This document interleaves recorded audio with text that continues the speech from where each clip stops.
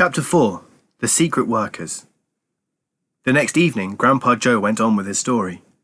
"You see, Charlie," he said, "not so very long ago there used to be thousands of people working in Mr. Willy Wonka's factory. Then, one day, all of a sudden, Mr. Wonka had to ask every single one of them to leave, to go home, never to come back." "But why?" asked Charlie. "Because of spies." "Spies?" "Yes. All the other chocolate makers, you see, had begun to grow jealous of the wonderful sweets that Mr. Wonka was making, and they started sending in spies to steal all his secret recipes. The spies took jobs in the Wonka factory, pretending that they were ordinary workers, and while they were there, each of them found exactly how a certain special thing was made." "And did they go back to their own factories and tell?" asked Charlie. "They must have," answered Grandpa Joe, "because soon after that, Fickelgruber's factory started making an ice cream that would never melt, even in the hottest sun. Then Mr. Prodnose's factory came out with a chewing gum that never lost its flavour however much you chewed it. And then Mr. Slugworth's factory began making sugar balloons that you could blow up to huge sizes before you popped them with a pin and gobbled them up. And so on and so on. And Mr. Willy Wonka tore his beard and shouted, 'This is terrible! I shall be ruined! There are spies everywhere! I shall have to close the factory!'" "But he didn't do that," Charlie said. "Oh, yes, he did. He told all the workers that he was sorry, but they would have to go home. Then he shut the main gates and fastened them with a chain. And suddenly, Wonka's giant chocolate factory became silent and deserted. The chimney stopped smoking, the machine stopped whirring, and from then on, not a single chocolate or sweet was made. Not a soul went in or out. Even Mr. Willy Wonka himself disappeared completely." "Months and months went by," Grandpa Joe went on, "but still the factory remained closed, and everybody said, 'Poor Mr. Wonka, he was so nice, and he made such marvellous things, but he's finished now, it's all over.' Then, something astonishing happened. One day, early in the morning, thin columns of white smoke were seen to be coming out of the tops of the tall chimneys of the factory. People in the town stopped and stared. 'What's going on?' they cried. 'Someone's lit the furnaces. Mr. Wonka must be opening up again.' They ran to the gates expecting to see him wide open and Mr. Wonka standing there to welcome his workers back. But no, the great iron gates were still locked and chained as securely as ever. Mr. Wonka was nowhere to be seen. 'But the factory's working,' the people shouted. 'Listen, you can hear the machines, they're all whirring again, and you can smell the smell of melting chocolate in the air.'"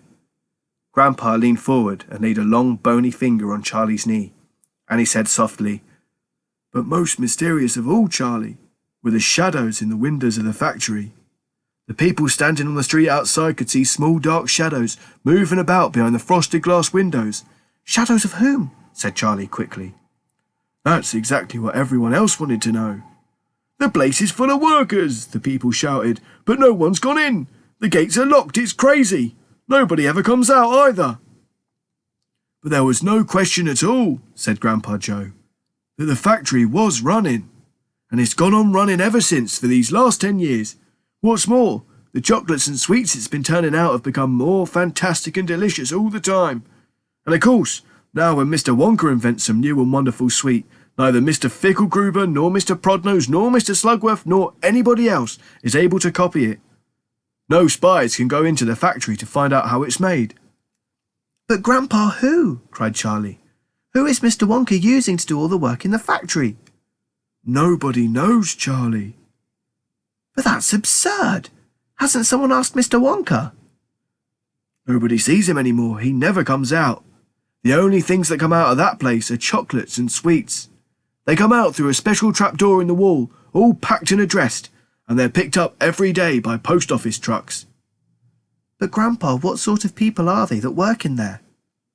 "My dear boy," said Grandpa Joe, "that is one of the great mysteries of the chocolate-making world. We only know one thing about them. They are very small. The faint shadows that sometimes appear behind those windows, especially late at night when the lights are on, are those of tiny people no taller than my knee." "There aren't any such people," Charlie said. Just then, Mr. Bucket, Charlie's father, came into the room. He was home from the toothpaste factory, and he was waving an evening newspaper rather excitedly. "Have you heard the news?" he cried. He held up the paper so that they could see the huge headline. The headline said, "Wonka Factory to be opened at last to lucky few." Chapter 5. Golden Tickets. You mean people are actually going to be allowed to go inside the factory? Cried Grandpa Joe.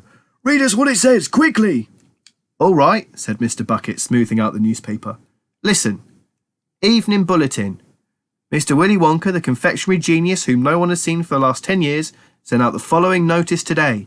I, Willy Wonka, have decided to allow 5 children, just 5, mind you, and no more, to visit my factory this year. These lucky 5 will be shown around personally by me, and they will be allowed to see all the secrets and the magic of my factory. Then, at the end of the tour, as a special present, all of them will be given enough chocolates and sweets to last them for the rest of their lives. So watch out for these golden tickets. 5 golden tickets have been printed on golden paper, and these 5 golden tickets have been hidden underneath the ordinary wrapping paper of 5 ordinary bars of chocolate. These 5 chocolate bars may be anywhere, in any shop, in any street, in any town, in any country in the world, upon any counter where Mr. Wonka's sweets are sold. And the 5 lucky finders of these golden tickets are the only ones who will be allowed to visit my factory and see what it's like now inside. Good luck to you all, and happy hunting, signed Mr. Willy Wonka. The man's dotty, muttered Grandma Josephine. He's brilliant, cried Grandpa Joe. He's a magician. Just imagine what will happen now. The whole world will be searching for those golden tickets. Everyone will be buying Wonka's chocolate bars in the hope of finding one. Oh, he'll sell more than ever before. Oh, how exciting it would be to find one. And all the chocolate and sweets you could eat for the rest of your life. Free, said Grandpa George. Just imagine that. They'd have to deliver 'em in a truck, said Grandma Georgina. Oh, it makes me quite ill just to think of it, said Grandma Josephine. Nonsense, cried Grandpa Joe. Wouldn't it be something, Charlie, to open a bar of chocolate and see a golden ticket glistening inside? It certainly would, Grandpa, but there isn't a hope, Charlie said sadly. I only get 1 bar a year. You never know, darling, said Grandma Georgina. It's your birthday next week. You have as much chance as anybody else. I'm afraid that simply isn't true, said Grandpa George. The kids who are going to find the golden tickets are the ones who can afford to buy bars of chocolate every day. Our Charlie gets only 1 a year. There isn't a hope. Join us next time for Chapter 6, The First 2 Finders.